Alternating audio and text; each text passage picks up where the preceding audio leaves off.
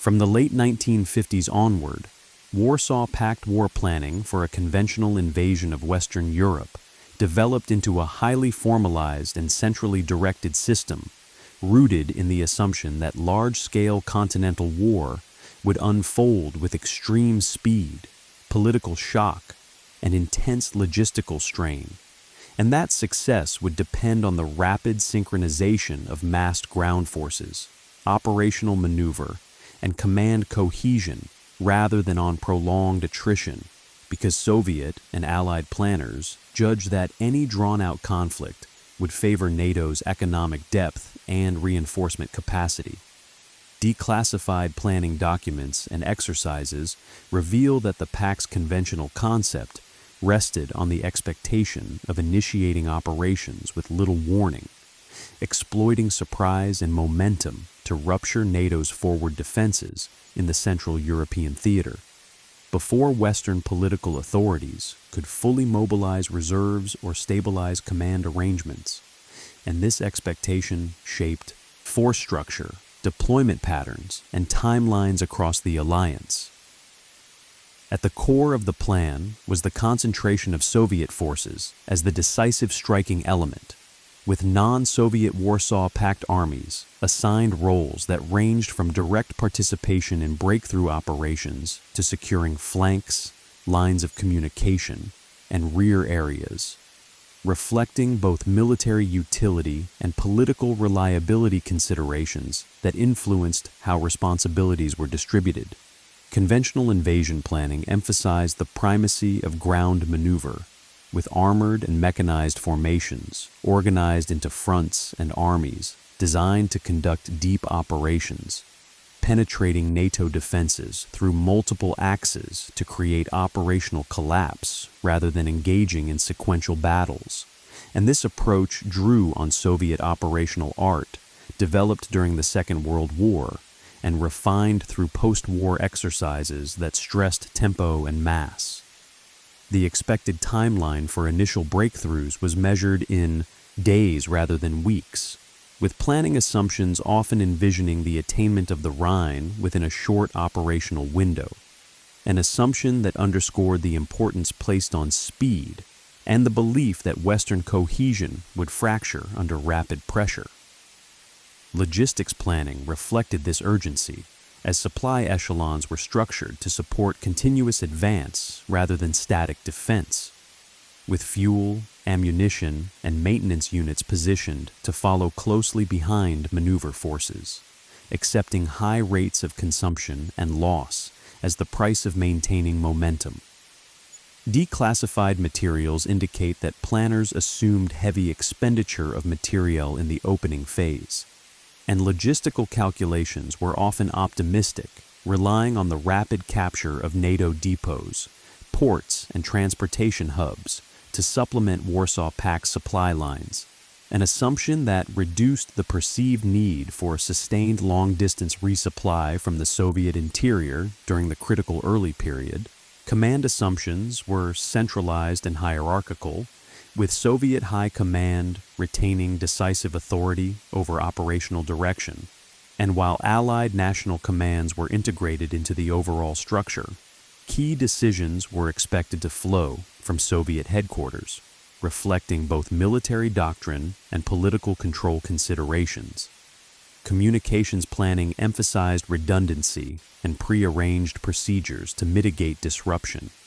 Yet, declassified exercises suggest that planners accepted a degree of friction and degradation as inevitable, relying on standardized operational plans and rehearsed sequences to sustain action even under imperfect command and control. Force structure within the Central European theater was organized to maximize immediate combat power,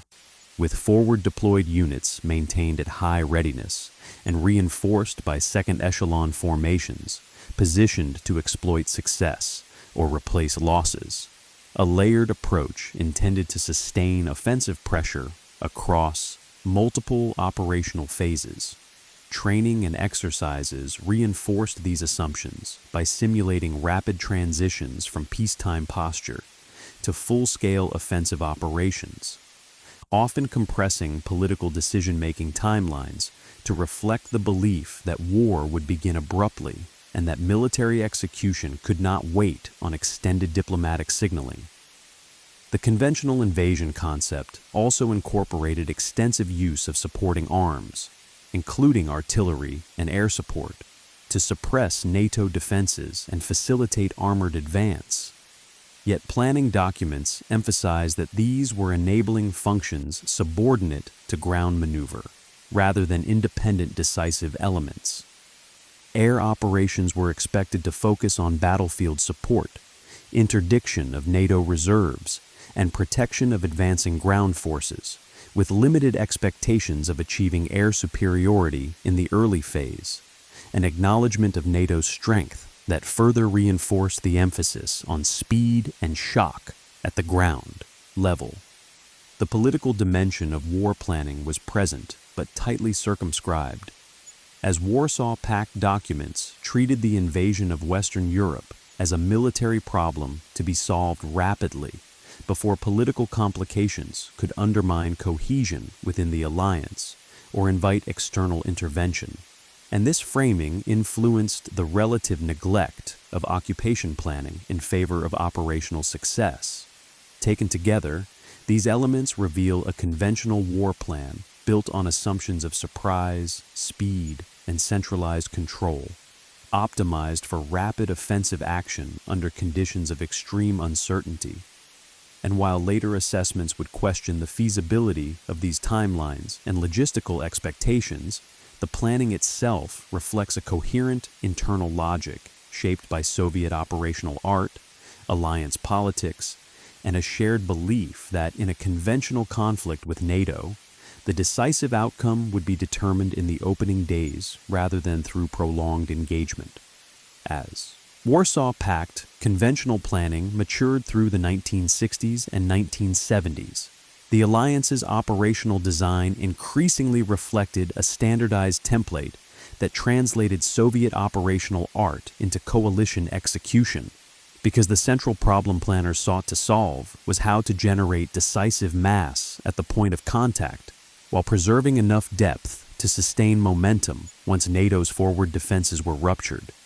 And this requirement drove the formation of multi-echelon offensive structures intended to prevent an initial breakthrough from stalling into attritional fighting. Declassified materials describe offensive groupings organized into fronts with multiple combined arms armies, each assigned clear axes and phase lines, with the first echelon intended to break through prepared defenses and seize key terrain, and the second echelon positioned to pass through, expand the penetration, and drive deeper into NATO rear areas. A sequencing designed to maintain operational tempo, even as first echelon forces suffered heavy losses. This concept relied on high readiness and pre-planned mobilization because the offensive could not wait for protracted assembly under NATO observation, and Warsaw Pact planners therefore emphasized forward basing, pre-positioned stocks, and rapid transition procedures intended to move units from peacetime posture into attack formations with minimal delay. Force structure in the Central European theater was shaped by this requirement, with substantial concentrations of armored and mechanized divisions positioned near likely axes, supported by artillery, engineer, and logistics brigades configured to enable rapid movement through obstacles and sustain continuous operations. Engineering support held a particularly central place in planning because NATO defenses were expected to rely heavily on obstacles, demolitions, and prepared positions,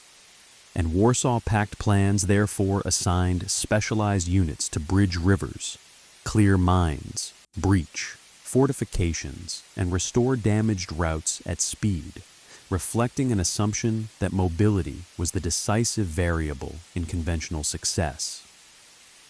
The planning logic treated NATO's defensive depth as a problem to be bypassed or collapsed, rather than methodically reduced, and therefore prioritized operational penetration toward command nodes, reserve concentrations, and transportation hubs that could paralyze NATO's ability to coordinate and reinforce. Logistical assumptions were tailored to this approach, emphasizing a short, intense campaign characterized by high consumption rates, rapid movement, and dependence on forward supply echelons that could keep pace with armored formations. And declassified exercises indicate that planners accepted significant logistical risk, assuming that operational success would compensate by enabling capture of NATO infrastructure and shortening supply lines as the front moved west. The transportation network was treated as both an asset and a vulnerability, with plans emphasizing rapid exploitation of highways, rail lines, and key crossings, while also recognizing that congestion and disruption could impede momentum, leading to detailed traffic control schemes and movement schedules designed to prevent bottlenecks during mobilization and advance. Command assumptions remained centrally controlled, with Soviet headquarters responsible for operational direction and Allied commands integrated through prearranged procedures. Yet declassified documentation suggests persistent concern about coalition reliability and the friction inherent in multinational execution, leading to simplified tasks for some Allied formations and tighter Soviet oversight of critical axes. Timelines in these plans remained compressed, reflecting the continuing belief that NATO's strategic advantage lay in reinforcement and endurance, and that therefore the Pact's best chance in a conventional invasion was to achieve irreversible operational gains. Before Western reserves could be fully mobilized, and before political cohesion could stabilize under attack.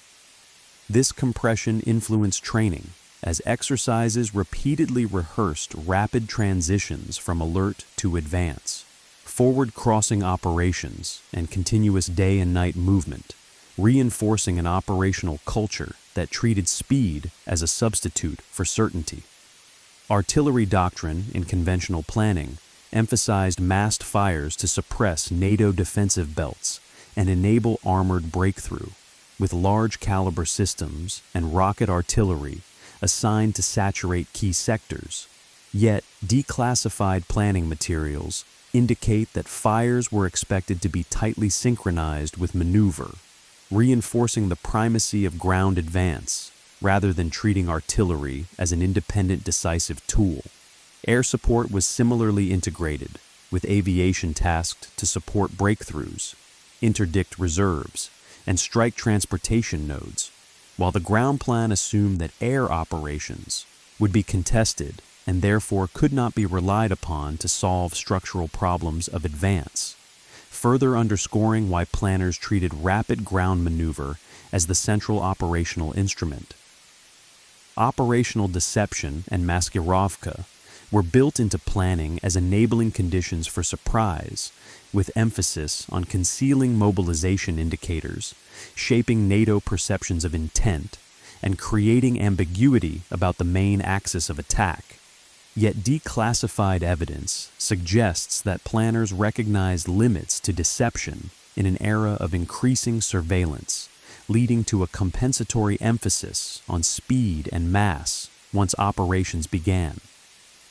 Across these elements, Warsaw Pact conventional war planning reveals a coherent approach designed to turn geographic proximity and force concentration into decisive advantage, compressing timelines, accepting attrition, and betting on operational shock to prevent NATO from leveraging its longer-term strengths, a design that was technically detailed and institutionally rehearsed, even as its feasibility depended on optimistic assumptions about logistics, cohesion, and the ability to sustain momentum under intense opposition. By the mid-1980s, Warsaw Pact conventional war planning reflected a mature but internally strained system in which doctrinal confidence coexisted with growing recognition of structural risk. Because while declassified materials show that the alliance continued to refine force deployment, logistics, and command procedures, These refinements increasingly addressed symptoms rather than challenging the foundational assumption that rapid offensive action could compensate for NATO's defensive depth and technological advantages. Exercises and staff studies from this period reveal heightened concern about sustainment under fire, particularly the ability to maintain fuel flow, ammunition supply, and vehicle readiness across extended lines of advance subject to air attack and interdiction. And planners responded by expanding forward logistics units, increasing stockpiles near likely axes, and emphasizing rapid repair and recovery. Yet these measures remained bounded by the expectation that decisive outcomes would be achieved before logistical exhaustion became critical. Command assumptions also came under greater scrutiny, as simulations highlighted the difficulty of maintaining centralized control across fast-moving, multinational formations in a dense and contested battle space, leading to greater reliance on standardized operational templates and pre-authorized actions intended to reduce decision latency. But this proceduralization risked rigidity, limiting the ability of commanders to adapt to unexpected resistance or disruption. The tension between control and flexibility was particularly evident in planning for coordination among fronts, where success depended on synchronized advances across multiple axes, and declassified analyses acknowledged that delays or failures on one axis could cascade, undermining the coherence of the entire offensive. Despite these concerns, planners remained committed to centralized direction as a political and military necessity, reflecting both doctrinal tradition and alliance control imperatives. Force structure adjustments during this period sought to preserve offensive mass while addressing manpower and readiness constraints, with some allied formations modernized selectively and others assigned secondary roles to reduce strain on core Soviet units, reinforcing a tiered approach that concentrated decisive capability while managing variability in coalition performance. Timelines continued to emphasize early breakthrough and deep penetration, but planning documents increasingly incorporated contingency branches to account for slower progress, revealing an implicit acknowledgement that earlier assumptions about speed might be difficult to sustain under realistic conditions. Logistics planning similarly incorporated fallback measures, such as alternative routes and redistribution of supply priorities, yet these were framed as safeguards rather than as indicators of a fundamentally altered operational concept. Political assumptions remained embedded in military planning, as documents continued to treat NATO cohesion as brittle and susceptible to rapid shock, reinforcing the belief that territorial loss and disruption of command would precipitate political paralysis, an assumption that justified continued emphasis on offensive tempo despite mounting operational risk. The interaction between political expectation and military planning created a feedback loop in which optimism about strategic effect sustained confidence in operational feasibility, even as exercises exposed friction and vulnerability. Air and artillery integration remained consistent with earlier doctrine, supporting maneuver through suppression and interdiction rather than redefining the offensive, and while advances in precision and targeting were noted, they did not fundamentally alter the ground-centric logic of invasion planning. By this stage, Warsaw Pact conventional war planning represented a highly elaborate system, optimized for a narrow window of opportunity, relying on prepositioned forces, compressed timelines, and centralized control to achieve decisive results before NATO could mobilize its full potential. The system's coherence lay in its internal consistency rather than in its adaptability, and while planners demonstrated awareness of logistical, command, and coalition challenges, they continued to address these through procedural refinement rather than doctrinal revision. This approach produced a war plan that was detailed, rehearsed, and technically sophisticated, yet increasingly dependent on favorable initial conditions and the absence of major disruption, underscoring the extent to which Warsaw Pact confidence in conventional invasion rested on assumptions that were internally logical but operationally fragile in the face of sustained resistance. As the late Cold War entered its final decade, Warsaw Pact conventional invasion planning increasingly revealed the gap between doctrinal intent and the cumulative weight of operational constraints, because while the alliance maintained its commitment to rapid offensive action, declassified assessments show that planners were acutely aware that success depended on an unusually precise alignment of readiness, cohesion, and logistical flow that left little margin for error, and this awareness shaped a planning culture that sought to compensate for fragility through density, redundancy, and prearranged control rather than through adaptive flexibility. Intelligence-informed staff studies emphasize that NATO's defensive posture had become more layered, technologically integrated, and resilient, particularly in its ability to delay, disrupt, and attrit advancing forces through depth, air interdiction, and rapid reinforcement. Yet Warsaw Pact responses continued to privilege acceleration over accommodation, reinforcing the belief that any pause would be operationally fatal. Logistics emerged as the central limiting factor in these analyses, with fuel consumption rates for armored formations projected at levels that strained even optimistic supply models, and while planners expanded forward depots and refined resupply schedules, they continued to assume that momentum would offset depletion by enabling the capture of infrastructure and shortening lines of communication, an assumption that remained foundational despite growing evidence of its vulnerability to disruption. Transportation planning became increasingly elaborate, with declassified documents detailing movement corridors, rail conversion schedules, and traffic regulation schemes intended to prevent congestion. Yet the very complexity of these plans underscored how sensitive the offensive was to delay, because disruption at key nodes could cascade across multiple fronts and erode tempo irreversibly. Command and control planning similarly reflected an attempt to substitute procedural certainty for adaptive decision-making, as pre-scripted responses to anticipated contingencies were codified to allow operations to continue even under degraded communications. But this approach risked inflexibility when confronted with unanticipated resistance or asymmetric disruption. Coalition management remained a persistent concern, as planners recognized that differences in training, equipment, and political reliability among allied armies could create operational seams, leading to continued concentration of Soviet units along decisive axes and assignment of more constrained roles to some allied formations,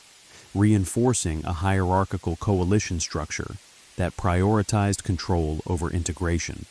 Exercises and simulations conducted during this period frequently highlighted the strain placed on second echelon forces, which were expected simultaneously to exploit breakthroughs, replace losses, and secure extended lines of advance. And while plans were adjusted to clarify sequencing and reinforcement priorities, the underlying expectation of continuous forward pressure remained unchanged.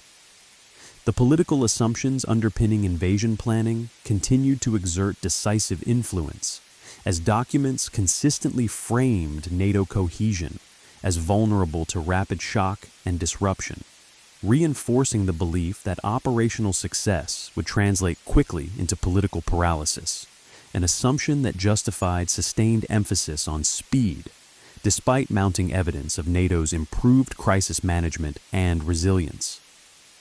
Air operations planning acknowledged increasing difficulty in achieving permissive conditions, as NATO air power and integrated air defenses were expected to contest the battle space aggressively.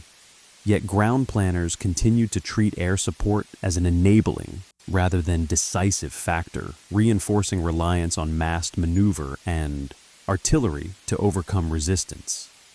Artillery planning itself became more sophisticated, with phased fire plans and improved coordination, but remained subordinate to the overarching logic of rapid advance, reflecting doctrinal continuity rather than innovation.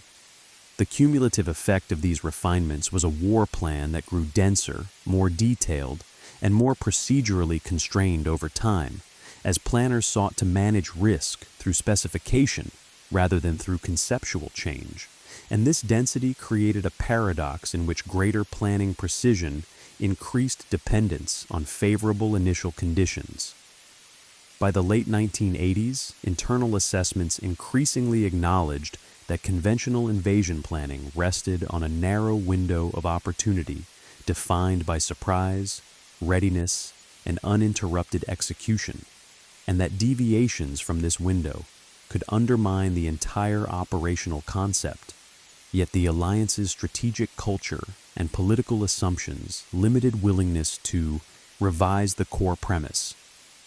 The persistence of this planning approach reflected not ignorance of risk, but a calculated acceptance of it,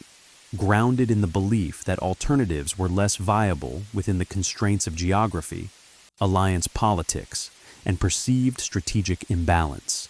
Thus, Warsaw Pact conventional war planning, in its final form, represented a system optimized for decisive early action under conditions of extreme uncertainty, coherent in its internal logic, yet increasingly exposed to disruption, and its declassified record illustrates how doctrine, logistics, command structure, and political expectation converged to produce a war plan that sought to resolve strategic competition through rapid conventional offense, even as the conditions required for its success became progressively more demanding. As the Cold War approached its conclusion,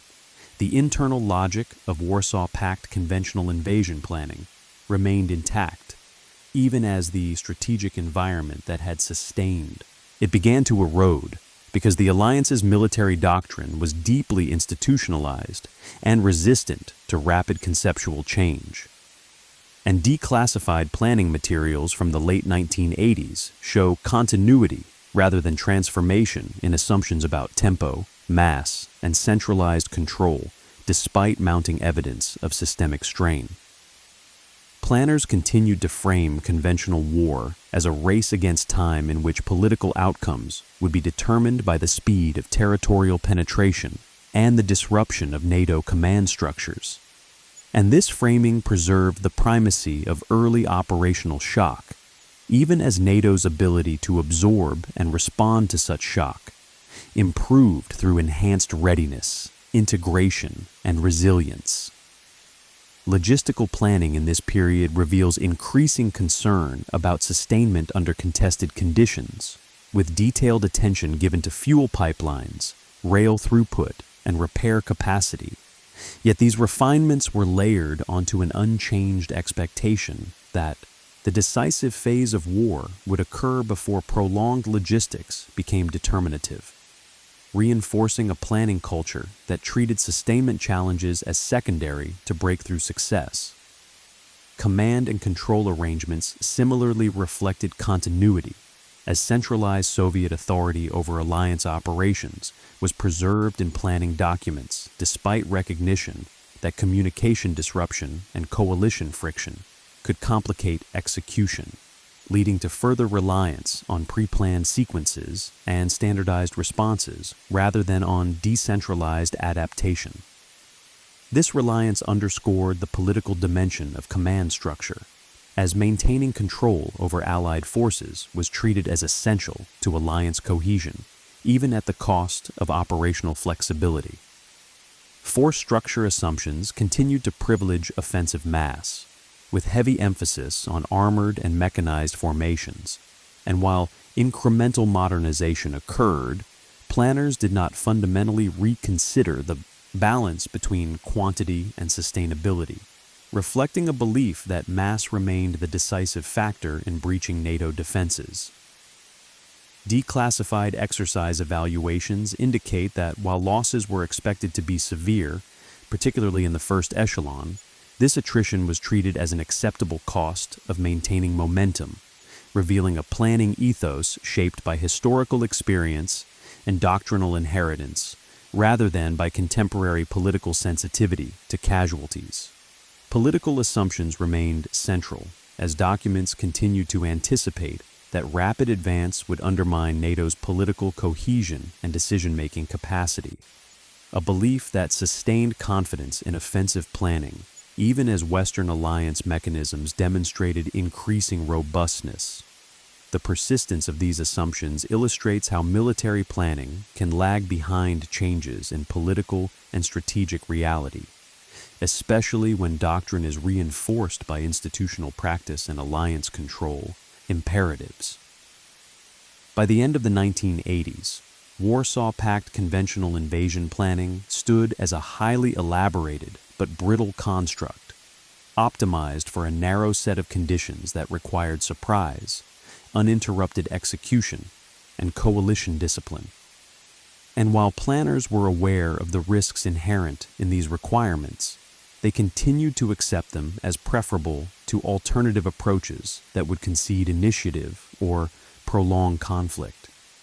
The collapse of the political order that sustained the Warsaw Pact ultimately rendered these plans moot, but their declassified record provides insight into how alliance doctrine, logistics, and command assumptions converged to produce a coherent yet fragile conception of conventional war in Europe, one that sought to resolve strategic competition through rapid offensive action and political shock rather than through sustained engagement. In retrospect, Warsaw Pact war planning for a conventional invasion of Western Europe illustrates the limits of doctrinal persistence in the face of evolving strategic conditions, revealing how deeply held assumptions about speed, mass, and centralized control can shape military planning, even as the feasibility of those assumptions becomes increasingly constrained by operational reality. As the final iterations of Warsaw Pact conventional invasion planning were refined in the closing years of the Cold War, declassified evidence shows that the alliance had reached a point where further procedural elaboration could no longer compensate for the underlying tension between doctrinal ambition and material constraint,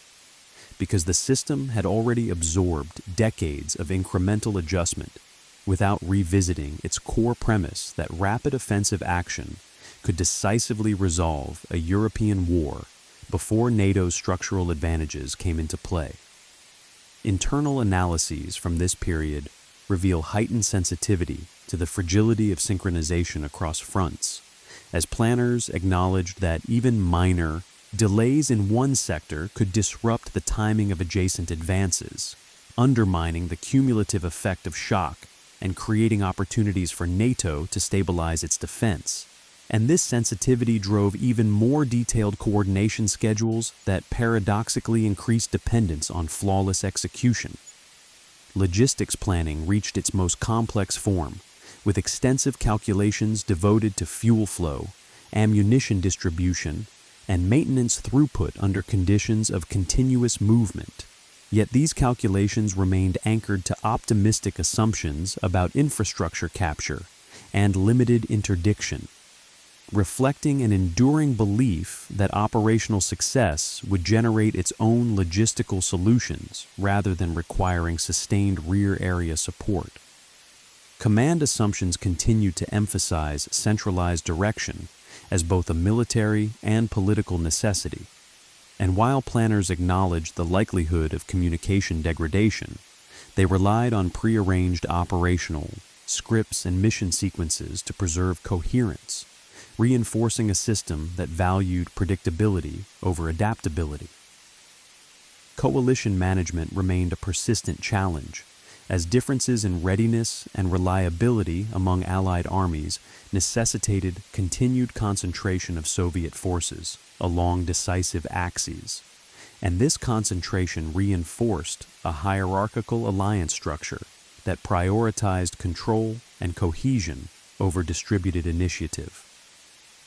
Exercises conducted during this period repeatedly highlighted the strain placed on second echelon and reserve forces, which were expected to fulfill multiple roles simultaneously, including exploitation, reinforcement, and rear area security. And while plans attempted to clarify priorities, the expectation of sustained forward momentum remained unchanged. Political assumptions continued to exert decisive influence, as planners maintained that rapid territorial penetration would fracture NATO's political cohesion and inhibit coordinated response, an assumption that justified continued emphasis on speed, even as Western alliance mechanisms demonstrated increasing resilience and crisis management capacity. The persistence of this belief underscores how strategic narratives can sustain military doctrine even in the face of contradictory evidence, particularly when those narratives are embedded in alliance identity and historical experience. By this stage, Warsaw Pact conventional invasion planning had become a closed system in which refinements were internal and self-referential, addressing operational friction without questioning the strategic logic that generated it. And this closure limited the scope for adaptation as external conditions evolved. The declassified record thus reveals a war plan that was technically detailed, institutionally rehearsed, and internally coherent, yet increasingly dependent on a narrow set of favorable conditions whose likelihood diminished over time. The ultimate dissolution of the Warsaw Pact prevented these plans from being tested in reality, but their structure and assumptions provide a clear illustration of how military organizations can persist in refining a doctrine even as its feasibility erodes, driven by institutional inertia, political expectation, and the absence of acceptable alternatives. In this sense, Warsaw Pact planning for a conventional invasion of Western Europe stands as a case study in the durability and fragility of large-scale war planning, demonstrating how confidence in speed, mass, and centralized control shaped an operational concept that sought decisive resolution through early action, even as the margin for error narrowed to the point where disruption, delay, or resistance could unravel the entire design. In the final assessment of Warsaw Pact war planning for a conventional invasion of Western Europe, the declassified record reveals a doctrine defined by internal coherence rather than external adaptability, because over 3 decades the alliance constructed an operational system that was logically consistent within its own assumptions, yet increasingly fragile in the face of evolving military, political, and technological realities. The foundational belief that speed, mass, and centralized control could compensate for NATO's defensive depth and long-term advantages remained intact from the early Cold War through the alliance's final years, shaping force structure, logistics, command arrangements, and timelines, even as evidence accumulated that sustaining such an offensive under realistic conditions would be extraordinarily difficult. Planning documents demonstrate that Warsaw Pact leaders understood many of the risks inherent in their approach, including logistical exhaustion, coalition friction, and command disruption, but consistently chose procedural refinement over doctrinal revision, responding to vulnerability by adding detail, redundancy, and prearranged control rather than by reconsidering the strategic premise of rapid, decisive action. This choice reflected not ignorance, but constraint, as alternatives that conceded initiative or accepted prolonged conventional war were judged politically and militarily unacceptable within the alliance's strategic culture. The resulting war plan was optimized for a narrow window of opportunity in which surprise, readiness, and uninterrupted execution could produce operational collapse and political shock. And while this window narrowed over time as NATO improved its defenses, the internal logic of planning remained stable because it was reinforced by institutional practice, alliance control imperatives, and historical experience. The emphasis on ground maneuver, deep operations, and compressed timelines created a system that was highly sensitive to delay and disruption, making coordination, logistics, and command cohesion decisive variables whose failure could unravel the entire offensive, a sensitivity acknowledged in declassified assessments but accepted as the cost of pursuing decisive outcomes. By the late 1980s, Warsaw Pact conventional invasion planning stood as a fully articulated but brittle construct, one whose sophistication lay in its procedural density rather than its resilience, and whose feasibility depended on conditions that were increasingly unlikely to be met. The collapse of the political order that sustained the alliance rendered these plans obsolete before they could be tested. But their structure provides enduring insight into how large military organizations plan for war under conditions of strategic anxiety, alliance politics, and doctrinal inheritance. In retrospect, Warsaw Pact, planning for a conventional invasion of Western Europe, illustrates how deeply held assumptions about speed, shock, and centralized control can shape war planning across generations, producing a coherent vision of conflict that persists even as the environment it was designed for changes beyond recognition, and offering a stark example of the tension between doctrinal consistency and operational reality in Cold War military thought.